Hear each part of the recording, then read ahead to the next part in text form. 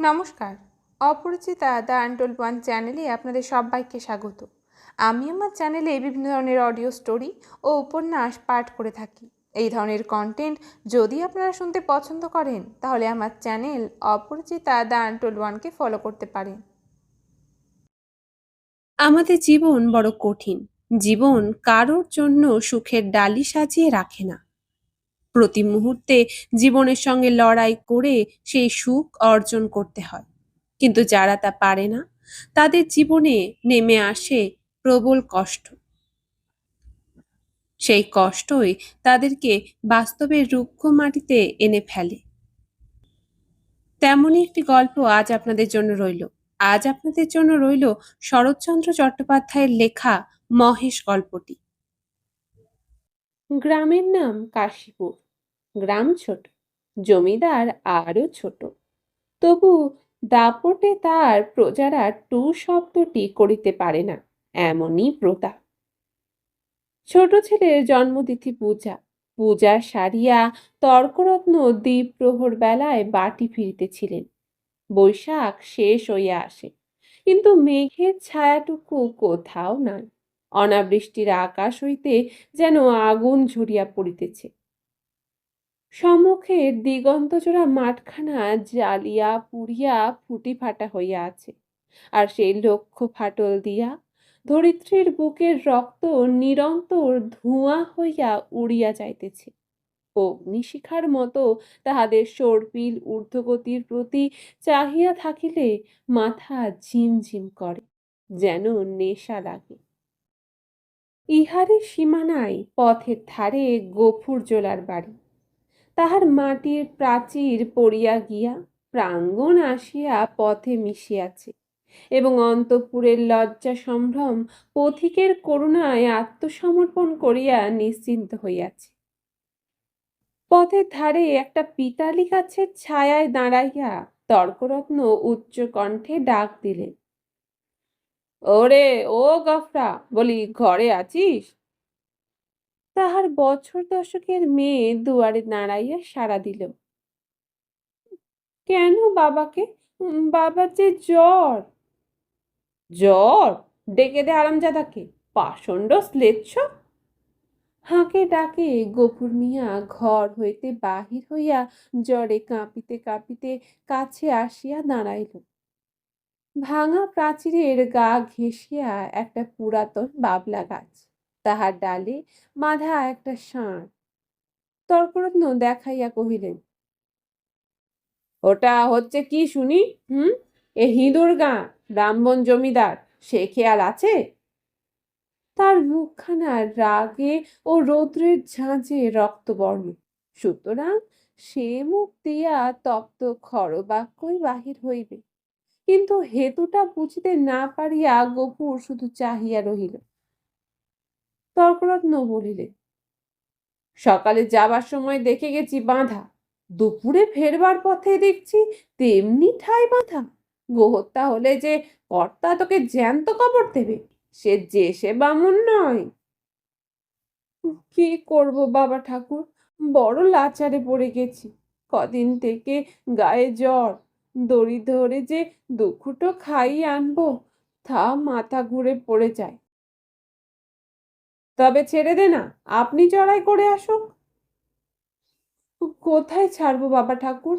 লোকের ধান এখনো সব ঝাড়া হয়নি, খামারে পড়ে খড় এখনো গাদি দেওয়া হয়নি। মাঠের আলগুলো সব জ্বলে গেল, কোথাও এক মুঠো ঘাস নেই। কার ধানের মুখ দেবে, কার গাদা ফেরে খাবে? কেমনে ছাড়ি বাবা ঠাকুর? তর্করত্ন একটু নরম হইয়া কহিলেন, না ছাড়িস তো ঠান্ডায় কোথাও বেঁধে দিয়ে দুয়াটি বিচুলি ফেলে দে না, ততক্ষণ চিবোক। তোর মেয়ে ভাত রাঁধেনি? ফ্যানে জলে দে না এক গামলা, খা। গফুর জবাব দিল না। নিরুপায়ের মতো তর্করত্নের মুখের পানে চাহিয়া তাহার নিজের মুখ দিয়া শুধু একটা দীর্ঘ নিঃশ্বাস বাহির হইয়া আসিল। তর্করত্ন বলিলেন, তাও নেই না কি বুঝি? কি করলি খড়? ভাগে এবার যা পেলি সমস্ত বেচে পেটাই নমো। গরুটার জন্য একাটিও ফেলে রাখতে নেই, বেটা কসাই। এই নিষ্ঠুর অভিযোগে গফুরের যেন বাকরোধ হইয়া গেল। ক্ষণিক পরে ধীরে ধীরে কহিল, কাহন খানেক খড় এবার ভাগে পেয়েছিলাম, কিন্তু গ্যালসনের বকেয়া বলে কর্তামশাই সব ধরে রাখলেন। কেঁদে কেটে হাতে পায়ে পড়ে বললাম, বাবু মশাই, হাকিম তুমি, তোমার রাজত্বি ছেড়ে আর পালাবো কোথায়? আমাকে 10 বিচুরি না হয় দাও। চালে খড় নেই, একখানি ঘর বাপ বেটিতে থাকি, তাও না হয় তালপাতার গোঁজা টোজা দিয়ে এ বর্ষাটা কাটিয়ে দেব, কিন্তু খেতে না পেয়ে আমার মহেশ মরে যাবে।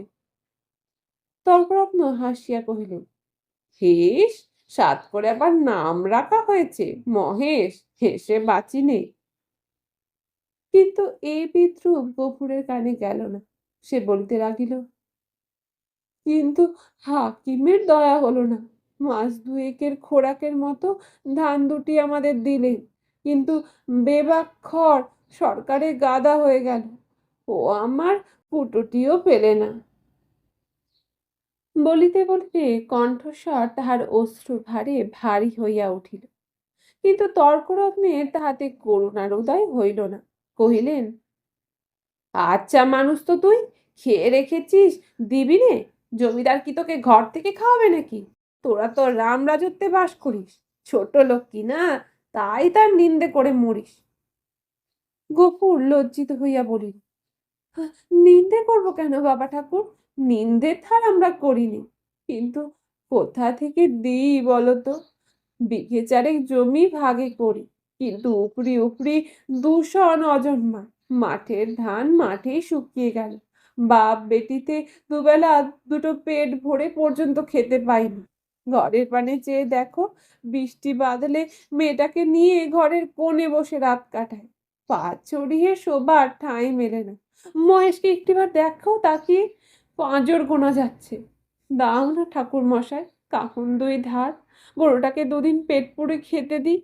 বলিতে বলিতে এসে ধপ করিয়া ব্রাহ্মণের পায়ের কাছে বসিয়া পড়িল। তর্করত্ন তীরবৎ 2 পা পিছাইয়া গিয়া কহিলেন, হা মর, ছুঁয়ে ফেলবি নাকি? না বাবা ঠাকুর, ছোবো কেন, ছোবো না, কিন্তু দাও না আমায় এবার কাহন 2 খড়। তোমার 4টে গাদা সেদিন দেখে এসেছি, এ কটি দিলে তুমি টেরও পাবে না। আমরা না খেয়ে মরি, খেতে নেই, কিন্তু ও আমার অবলা জীব, কথা বলতে পারে না, শুধু চেয়ে থাকে আর চোখ দিয়ে জল পড়ে।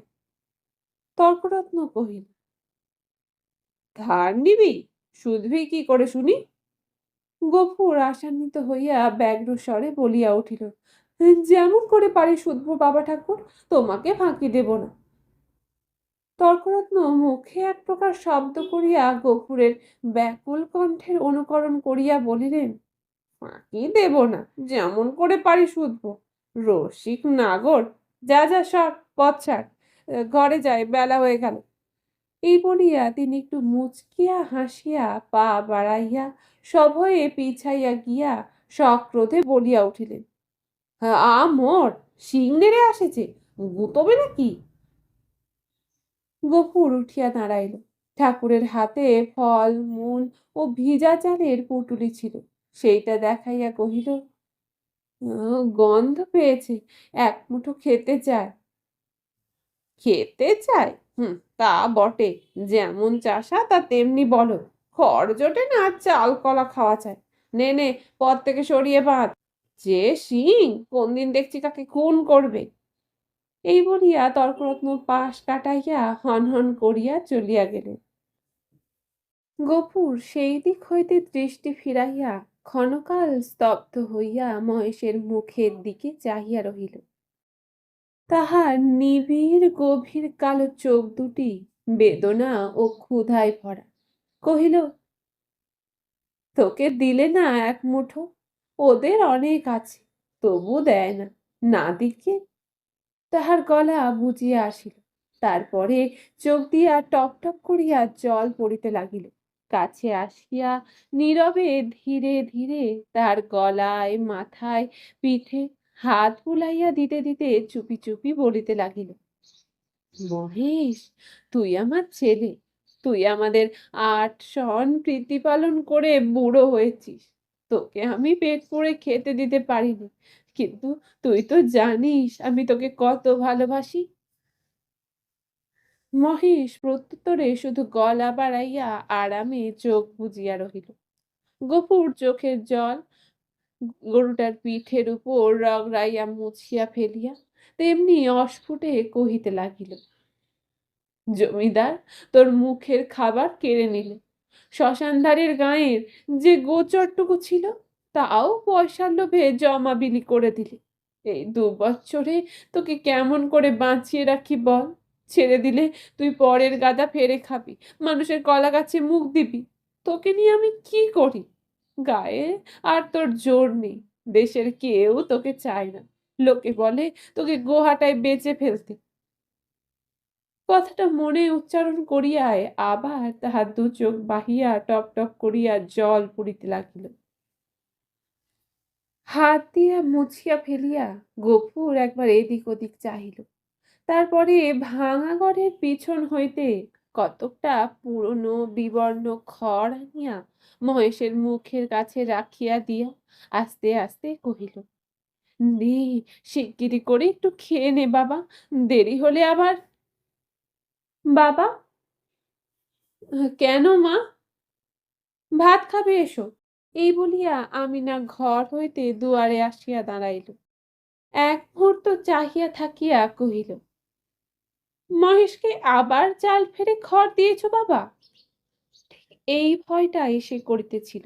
লজ্জিত হইয়া বলিল, পুরনো পচা খড় মা, আপনি ঝরে যাচ্ছিল। আমি যে ভেতর থেকে শুনতে পেলাম বাবা, তুমি টেনে বার করছো। না মা, ঠিক টেনে নয় বটে, কিন্তু দেওয়ালটা যে পড়ে যাবে বাবা। গফুর চুপ করিয়া রহিল। একটি মাত্র ঘর ছাড়া যে আর সবই গেছে, এবং এমন ধারা করিলে আগামী বর্ষায় ইহাও টিকিবে না, এ কথা তাহার নিজের চেয়ে আর কে বেশি জানে। অথচ এই উপায়ই বা কটা দিন চলে। মেয়ে কহিল, হাত ধুয়ে ভাত খাবে, এসো বাবা, আমি বেড়ে দিয়েছি। গফুর কহিল, ফ্যানটুকু দে তো মা, একবারে খাইয়ে দি। ফ্যান যে আজ নেই বাবা, হাঁড়িতেই মরে গেছে। নেই? গফুর নীরব হইয়া রহিল। দুঃখের দিনে এটুকুও যে নষ্ট করা যায় না, এই ১০ বছরের মেয়েটা তাহা বুঝিয়াছে। হাত ধুইয়া সে ঘরের মধ্যে গিয়া দাঁড়াইল।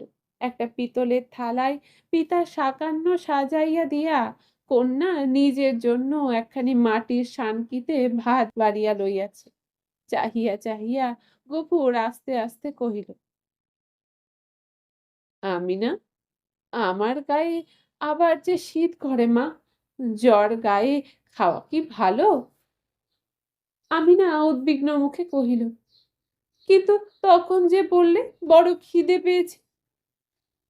তখন তখন হয়তো জ্বর ছিল না মা।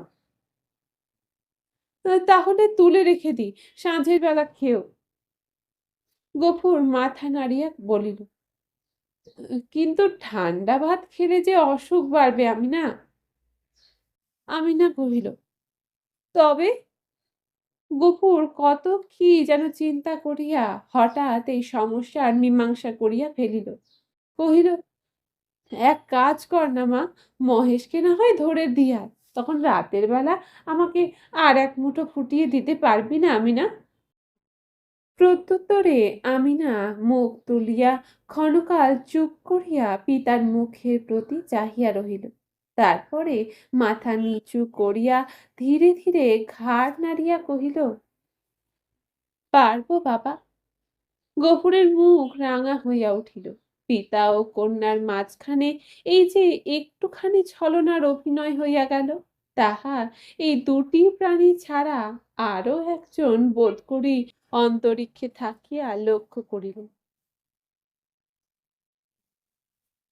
৫-৭ দিন পরে একদিন পীড়িত গফুর চিন্তিত মুখে দাওয়ায় বসিয়াছিল।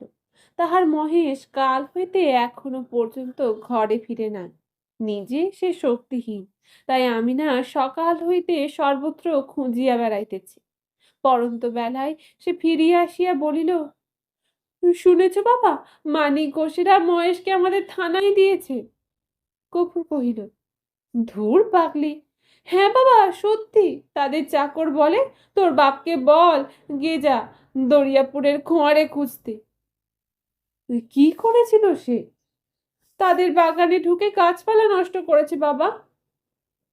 গফুর স্তব্ধ হইয়া বসিয়া রহিল।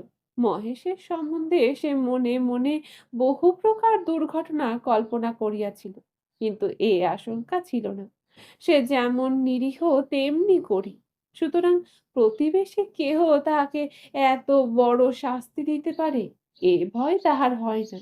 বিশেষত মানিক ঘোষ, গো ব্রাহ্মণী ভক্তি তাহার এ অঞ্চলে বিখ্যাত। মেয়ে কহিল, বেলা যে পড়ে এলো বাবা, মহেশকে আনতে যাবে না? গফুর বলিল, না, কিন্তু তারা যে বললে 3 দিন হলে এই পুলিশের লোক তাকে গোহাটায় বেচে ফেলবে। গফুর কহিল, ফেলুকে, গোহাটা বস্তুটা যে ঠিক কি আমি না তাহা জানিত না, কিন্তু মহেশের সম্পর্কে ইহার উল্লেখ মাত্রই তাহার পিতা যে কিরূপ বিচলিত হইয়া উঠিত ইহা সে বহুবার লক্ষ্য করিয়াছে। কিন্তু আজ সে আর কোনো কথা না কহিয়া আস্তে আস্তে চলিয়া গেল। রাত্রের অন্ধকারে লুকাইয়া গফু বংশীর দোকানে আসিয়া কহিল, খুড়ো, একটা টাকা দিতে হবে। এই বলিয়া সে তাহার পিতলের থালাখানি বসিবার মাচার নিচে রাখিয়া দিল। এই বস্তুটির ওজন ইত্যাদি বংশীর সুপরিচিত। বছর দুয়েকের মধ্যে সে বার পাঁচেক ইহা বন্ধক রাখিয়া একটি করিয়া টাকা দিয়াছে, অতএব আজও আপত্তি করিল না। পরদিন যথাস্থানে আবার মহেশকে দেখা গেল। সেই বাবলাতলা, সেই দড়ি, সেই খুঁটা, সেই তৃণহীন শূন্য আধার, সেই ক্ষুধাতুর কালো চোখের সজল উৎসুক দৃষ্টি। একজন বুড়া গোছের মুসলমান তাহাকে অত্যন্ত তীব্র চক্ষু দিয়া পর্যবেক্ষণ করিতেছিল। অদূরে একধারে 2 হাঁটু জড়ো করিয়া গফুর মিয়া চুপ করিয়া বসিয়াছিল।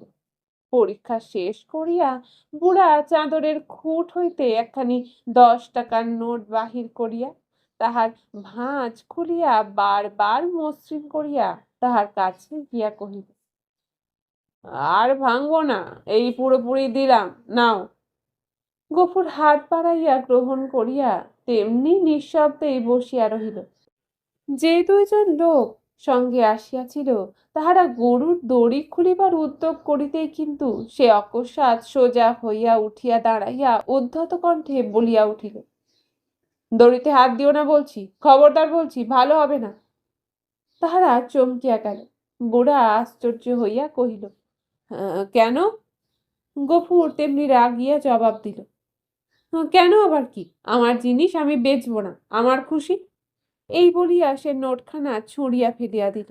তাহারা কহিল, কাল পথে আসতে বায়না নিয়ে এলে যে, এই নাও তোমাদের বায়না ফিরিয়ে। এই বলিয়া সে ট্যাঁক হইতে 2টা টাকা বাহির করিয়া দিয়া ঝনাত করিয়া ফেলিয়া দিল। একটা কলহ বাঁধিবার উপক্রম হয় দেখিয়া বুড়া হাসিয়া ধীর ভাবে কহিল, চাপ দিয়া আর 2 টাকা বেশি নেবে? এই তো দাও, হে পানি খেতে ওর মেয়ের হাতে 2টো টাকা দাও, কেমন? এই না। না, কিন্তু এর বেশি কেউ একটা আধলাও দেবে না, তা জানো? গফুর সজোরে মাথা নাড়িয়া কহিল, না। বুড়া বিরক্ত হইল, কহিল, না তো কি, চামড়াটাই যে দামে বিকবে, নইলে মাল আর আছে কি? তোবা তোবা! গফুরের মুখ দিয়া হঠাৎ একটা বিশ্রী কটু কথা বাহির হইয়া গেল এবং পরক্ষণেই সে ছুটিয়া গিয়া নিজের ঘরে ঢুকিয়া চিৎকার করিয়া শাসাইতে লাগিল যে তাহারা যদি অবিলম্বে গ্রাম ছাড়িয়া না যায় তো জমিদারের লোক ডাকিয়া জুতা পেটা করিয়া ছাড়িবে। হাঙ্গামা দেখিয়া লোকগুলো চলিয়া গেল, কিন্তু কিছুক্ষণেই জমিদারের সদর হইতে তাহার ডাক পড়িল। গফুর বুঝিল এ কথা কর্তার কানে গিয়াছে। সদরে ভদ্র অভদ্র অনেকগুলি ব্যক্তি বসিয়াছিল। শিবুবাবু চোখ রাঙা করিয়া কহিলেন, গফরা, তোকে যে আমি কি সাজা দেব ভেবে পাইনি। কোথায় বাস করে আছিস জানিস? গফুর হাত জোর করিয়া কহিল, জানি, আমরা খেতে পাইনি, নইলে আজ আপনি যা জরিমানা করিতেন আমি না করিতাম না। সকলেই বিস্মিত হইল। এই লোকটাকে জেদি এবং বদমেজাজি বলিয়াই তাহারা জানিত। সে কাঁদো কাঁদো হইয়া কহিল, এমন কাজ আর কখনো করব না কর্তা। এই বলিয়া সে নিজের দুই হাত দিয়া নিজের দুই কান মুড়িল এবং প্রাঙ্গণের এক দিক হইতে আর এক দিক পর্যন্ত নাক খত দিয়া উঠিয়া দাঁড়াইল। শিবুবাবু সদয় কণ্ঠে কহিলেন, আচ্ছা আচ্ছা, যা যা হয়েছে, আর কখনো এসব মতিবুদ্ধি করিসনি।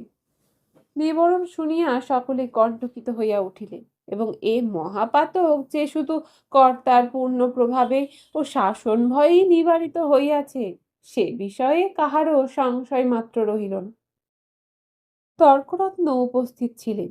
তিনি গো শব্দের শাস্ত্রীয় ব্যাখ্যা করিলেন এবং যে জন্য এই ধর্মজ্ঞানহীন শ্লেচ্ছ জাতিকে গ্রামের ত্রিসীমানায় বসবাস করিতে দেওয়া নিষিদ্ধ তাহা প্রকাশ করিয়া সকলের জ্ঞান নেত্র বিকশিত করিয়া দিলেন।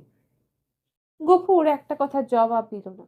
যথার্থ প্রাপ্য মনে করিয়া অপমান ও সকল তিরস্কার সবিনয়ে মাথা পাতিয়া লইয়া প্রসন্ন চিত্তে ঘরে ফিরিয়া আসিল। প্রতিবেশীদের গৃহ হইতে ফ্যান চাহিয়া আনিয়া মহেশকে খাওয়াইল এবং তাহার গায়ে, মাথায় ও শিঙে বারংবার হাত বুলাইয়া অস্ফুটে কত কথাই বলিতে লাগিল। জ্যৈষ্ঠ শেষ হইল। রুদ্রের যে মূর্তি একদিন শেষ বৈশাখে আত্মপ্রকাশ করিয়াছিল সে যে কত ভীষণ, কত বড় কঠোর হইয়া উঠিতে পারে তাহা আজিকের আকাশের প্রতি না চাহিলে উপলব্ধি করাই যায় না। কোথাও যেন করুণার আভাস পর্যন্ত নয়। কখনো এরূপের যে লেশমাত্র পরিবর্তন হইতে পারে, আবার কোনো দিন এ আকাশ মেঘ ভারী স্নিগ্ধ সজল হইয়া দেখা দিতে পারে, আজ এ কথা ভাবিতেও যেন ভয় হয়। মনে হয় সমস্ত প্রজ্বলিত নভস্থল ব্যাপিয়া যে অগ্নি অহরহ ঝরিতেছে ইহার অন্ত নাই, সমাপ্তি নাই। সমস্ত নিঃশেষে দগ্ধ হইয়া গেলেও এ আর থামিবে না। এমনি দিনে দ্বিপ্রহর বেলায় গফুর ঘরে ফিরিয়া আসিল। পরে তারে জন্মজোর খাটা তাহার অভ্যাস নয় এবং মাত্র দিন 4-5 তাহার জ্বর থামিয়াছে, কিন্তু দেহ যেমন দুর্বল তেমনি শ্রান্ত। তবুও আছে কাজের সন্ধানে বাহির হইয়াছিল, কিন্তু এই প্রচণ্ড রৌদ্র কেবল তাহার মাথার উপর দিয়া গিয়াছে, আর কোনো ফল হয় না। ক্ষুধায়, পিপাসায় ও ক্লান্তিতে এসে প্রায় অন্ধকার দেখিতেছিল। প্রাঙ্গণে দাঁড়াইয়া ডাক দিল, আমিনা, ভাত হয়েছে রে। মেয়ে ঘর হইতে আস্তে আস্তে বাহির হইয়া নিরুত্তরে খুঁটি ধরিয়া দাঁড়াইল। জবাব না পাইয়া গফুর চেঁচাইয়া কহিল, হয়েছে ভাত? কি বললি হয়নি কেন শুনি? চাল নেই বাবা। চাল নেই? সকালে আমাকে বলিসনি কেন? তোমাকে রাত্রিরে যে বলেছিল। গফুর মুখ ভ্যাংচাইয়া তাহার কণ্ঠস্বর অনুকরণ করিয়া বলিল, রাত্রিরে যে বলেছিল, রাত্রিরে বললে কারণ মনে থাকে? নিজের কর্কশ কণ্ঠে ক্রোধ তাহার দ্বিগুণ বাড়িয়া গেল। মুখ অধিকতর বিকৃত করিয়া বলিয়া উঠিল, চাল থাকবে কি করে? রোগা বাপ খাক আর না খাক, বুড়ো মেয়ে 4-5 বার করে ভাত গিলবি। এবার থেকে চাল আমি কুলুপ বন্ধ করে বাইরে যাব। দে 1 ঘটি জল দে, তেষ্টায় বুক ফেটে গেল। বল, তাও নেই। আমিনা তেমনি অধোমুখে দাঁড়াইয়া রহিল। কয়েক মুহূর্ত অপেক্ষা করিয়া গফুর যখন বুঝিল গৃহে তৃষ্ণার জল পর্যন্ত নাই, তখন সে আর আত্মসংবরণ করিতে পারিল না। দ্রুত পদে কাছে গিয়া ঠাস করিয়া সশব্দে তাহার গালে এক চড় কষাইয়া দিয়া কহিল, মুখ পোড়া হারামজাদা মেয়ে, সারাদিন তুই করিস কি? এত লোকে মরে, তুই মরিস নে? মেয়েটি কথা কহিল না। মাটির শূন্য কলসিটি তুলিয়া লইয়া সেই রৌদ্রের মাঝে চোখ মুছিতে মুছিতে নিঃশব্দে বাহির হইয়া গেল। সে চোখের আড়াল হইতেই কিন্তু গফুরের বুকে শেল বিঁধিল। মা মরা এই মেয়েটিকে সে যে কি করিয়া মানুষ করিয়াছে সে কেবল সেই জানে। তাহার মনে পড়িল, এই তাহার স্নেহশীলা কর্মপরায়ণা শান্ত মেয়েটির কোনো দোষ নেই। ক্ষেতের সামান্য ধান কয়টি ফুরানো পর্যন্ত তাহাদের পেট ভরিয়া দুবেলা অন্ন জুটে না। কোনোদিন একবেলা, কোনোদিন বা তাহাও নয়। দিনে ৫-৬ বার ভাত খাওয়া যেমন অসম্ভব, তেমনি মিথ্যা, এবং পিপাসার জল না থাকার হেতুও তাহার অভিদিত নয়। গ্রামে যে ২-৩টা পুষ্করিণী আছে, তাহা একেবারে শুষ্ক। শিবচরণ বাবুর খিড়কি পুকুরে যা একটু জল আছে, তাহা সাধারণে পায় না। অন্যান্য জলাশয়ের মাঝখানে ২-১টা গর্ত খুঁড়িয়া যাহা কিছু জল সঞ্চিত হয়, তাতে যেমন কাড়াকাড়ি তেমনি ভিড়। বিশেষত মুসলমান বলিয়া এই ছোট মেয়েটা তো কাছেই ঘেঁষিতে পারে না। ঘন্টার পর ঘন্টা দূরে দাঁড়াইয়া বহু অনুনয় বিনয়ে কেহ দয়া করিয়া যদি তাহার পাত্রে ঢালিয়া দেয়, সেইটুকুই সে ঘরে আনে। এ সমস্ত সে জানে। হয়তো আর জল ছিল না, কিংবা কাড়াকাড়ির মাঝখানে কেহ মেহেকে তাহার কৃপা করিবার অবসর পায় নাই, এমনই কিছু একটা হইয়া থাকিবে। নিশ্চয় বুঝিয়া তাহার নিজের চোখেও জল ভরিয়া আসিল। এমনি সময়ে জমিদারের পিয়াটা যমদূতের ন্যায় আসিয়া প্রাঙ্গণে দাঁড়াইল, চিৎকার করিয়া ডাকিল, গফরা, ঘরে আছিস? গফুর তিক্ত কণ্ঠে সাড়া দিয়া কহিল, আছি, কেন? বাবু মশাই ডাকছেন, আয়। গফুর কহিল, আমার খাওয়া দাওয়া হয়নি, পরে যাব। এত বড় স্পর্ধা পিয়াদার সহ্য হইল না। সে কুৎসিত একটা সম্বোধন করিয়া কহিল, বাবুর হুকুম জুতো মারতে মারতে টেনে নিয়ে যেতে। গফুর দ্বিতীয়বার আত্মবিস্মৃত হইল। সেও একটা দুর্বাক্য উচ্চারণ করিয়া বলিল, মহারানীর রাজত্বে কেউ কারো গোলাম নয়, খাজনা দিয়ে বাস করি, আমি যাব না। কিন্তু সংসারে অত ক্ষুদ্রের অত বড় দোহাই দেওয়া শুধু বিফল নয়, বিপদের কারণ। রক্ষা এই যে অত ক্ষীণ কণ্ঠ অত বড় কানে গিয়া পৌঁছায় না, না হইলে তাহার মুখের অন্ন ও চোখের নিদ্রা দুই ঘুচিয়া যাইত।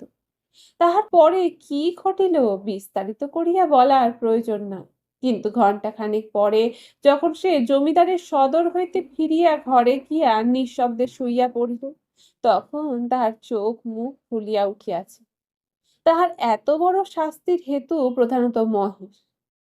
গফুর বাটি হইতে বাহির হইবার পরে সেও দড়ি ছিঁড়িয়া বাহির হইয়া পড়ে এবং জমিদারের প্রাঙ্গণে ঢুকিয়া ফুল গাছ খাইয়াছে। ধান শুকাইতেছিল, তাহা ফেলিয়া ছড়াইয়া নষ্ট করিয়াছে। পরিশেষে ধরিবার উপক্রম করায় বাবুর ছোট মেয়েকে ফেলিয়া দিয়া পলায়ন করিয়াছে। এরূপ ঘটনা এই প্রথম নয়, ইতিপূর্বেও ঘটিয়াছে। শুধু গরিব বলিয়াই তাহাকে মাপ করা হইয়াছিল। পূর্বের মতো এবারও সে আসিয়া হাতে পায়ে পড়িলে হয়তো ক্ষমা করা যাইত।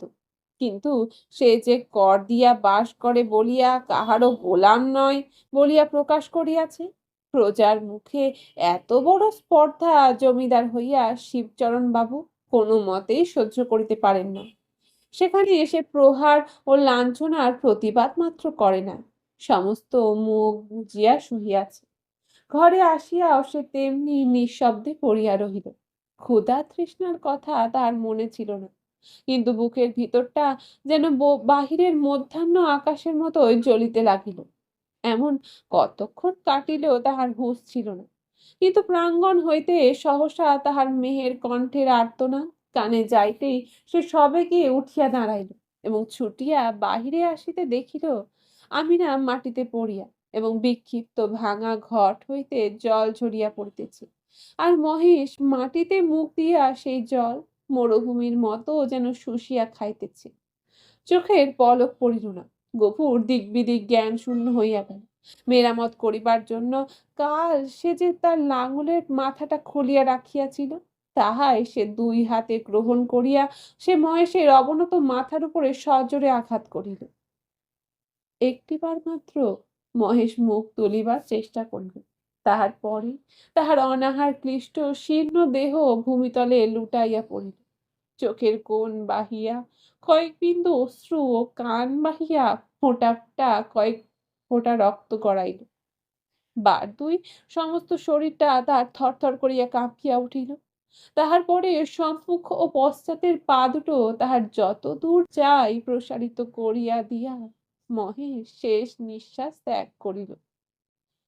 আমি না কাঁদিয়া উঠিয়া বলিল, কি করলে বাবা? আমাদের মহেশ যে মরে গেল। গফুর নড়িল না, জবাব দিল না, শুধু নির্নিমেষ চোখে আর একজোড়া নিমেষহীন গভীর কালো চোখের পানে চাহিয়া পাথরের মতো নিশ্চল হইয়া রহিল। ঘণ্টা দুইয়ের মধ্যে সংবাদ পাইয়া গ্রামান্তের মুচির দল আসিয়া জুটিল। তাহারা বাঁশে বাঁধিয়া মহেশকে ভাগাড়ে লইয়া চলিল। তাহাদের হাতে ধারালো চকচকে ছুরি দেখিয়া গফুর শিহরিয়া চক্ষু মুদিল, কিন্তু একটা কথাও কহিল না। পাড়ার লোকে কহিল, তর্করত্নের কাছে ব্যবস্থা নিতে জমিদার লোক পাঠিয়েছে। প্রাচিত্তিরের খরচ জোগাতে এবার না তোকে ভিটে বেচতে হয়। গফুর এ সকল কথারও উত্তর দিল না। দুই হাঁটুর উপর মুখ রাখিয়া ঠায় বসিয়া রহিল। অনেক রাত্রে গফুর মেয়েকে তুলিয়া কহিল, আমি না, চল আমরা যাই। সে দাওয়ায় ঘুমাইয়া পড়িয়াছিল। চোখ মুছিয়া উঠিয়া বসিয়া কহিল, কোথায় বাবা? গফুর কহিল, ফুলবেড়ের চটকলে কাজ করতে। মেয়ে আশ্চর্য হইয়া চাহিয়া রহিল। ইতিপূর্বে অনেক দুঃখেও পিতা তাহার কলে কাজ করিতে রাজি হয় না। সেখানে ধর্ম থাকে না, মেয়েদের ইজ্জত আবরু থাকে না, এ কথা সে বহুবার শুনিয়াছে। গফুর কহিল, দেরি করিস নে মা, চল, অনেক পথ হাঁটতে হবে। আমি না জল খাইবার ঘটি ও পিতার ভাত খাইবার পিতলের থালাটি সঙ্গে লইতেছিল। গফুর নিষেধ করিল, ওসব থাক মা, ওতে আমার মহেশের প্রায়শ্চিত্তির হবে। অন্ধকারে গভীর নিশীথে সে মেয়ের হাত ধরিয়া বাহির হইল। এ গ্রামে আত্মীয় কেহ তাহার ছিল না, তাহাকেও বলিবার কিছু না। আঙিনা পার হইয়া পথের ধারে সেই বাবলা তলায় আসিয়া সে থমকিয়া দাঁড়াইয়া সহসা হু হু করিয়া কাঁদিয়া উঠিল। নক্ষত্র খচিত কালো আকাশের দিকে মুখ তুলিয়া বলিল, আল্লাহ, আমাকে যত খুশি সাজা দিও, কিন্তু মহেশ আমার তেষ্টা নিয়ে মরেছে। তার চড়ে খাবার এতটুকু জমি কেউ রাখেনি।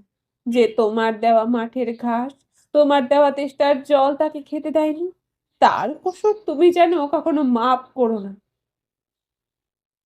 এতক্ষণ আপনারা শুনলেন শরৎচন্দ্র চট্টোপাধ্যায়ের লেখা মহেশ গল্পটি। এই ধরনের আরো অডিও স্টোরি শুনতে চাইলে আমার চ্যানেল অপরিচিতা দ্য আন্টুল ওয়ানকে ফলো করতে পারেন। আজ তবে এইটুকুই থাক, কথা হবে আবার পরের কোনো গল্পে। ধন্যবাদ।